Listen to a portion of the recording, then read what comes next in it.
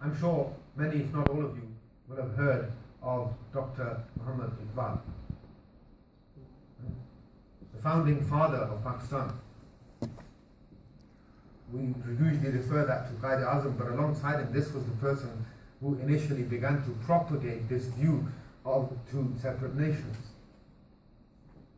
Known as the poet of the East and known as the great philosopher of the Muslim world. And you know how universally accepted he is? Allama Umar Hayat Sahib was sitting there. I had the honor and the pleasure of traveling with him to Bosnia. Jamshed was with us as well. We went to one of their universities there. Alhamdulillah ta'ala, 800 students, if I remember correctly. And one of their faculties was, this was something that instantly brought a huge smile to all of our faces, all of us that is gone.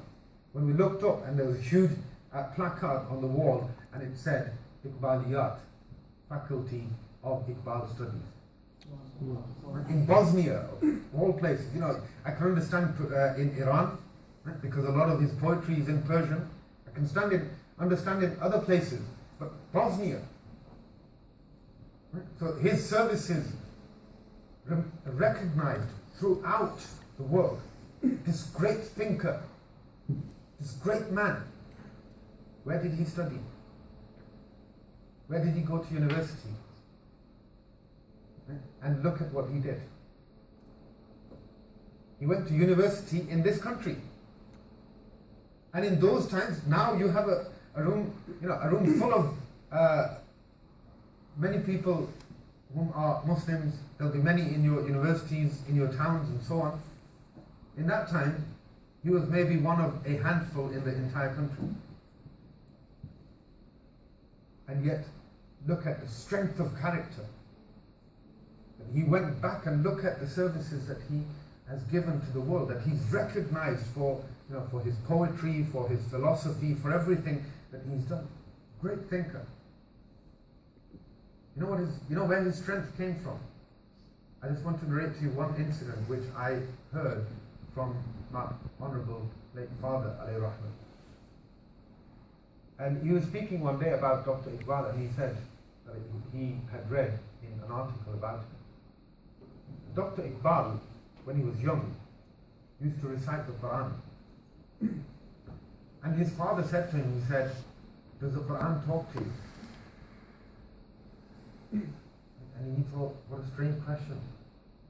It's a book. Books don't talk to you. You read the books, you read them, they don't talk to you. And he said that to his father. And his father said, I hope and pray that there will come a day when the Quran will talk to you. And later in his life, in that same article, it mentioned later in his life, when his Quran was seen by people, they saw that the pages had actually worn away because of moisture. What was that moisture? Tears falling from his eyes. And he said, now the Quran talks to me. Now I understand what my father said. Now I understand that the Quran talks to me. And so, develop your relationship with the Quran. Again, not going to ask for a show of hands, but this is the manual for your life. How many people have, can confidently say that they have recited the Quran with perfect recitation and tajweed once in their life, from cover to cover?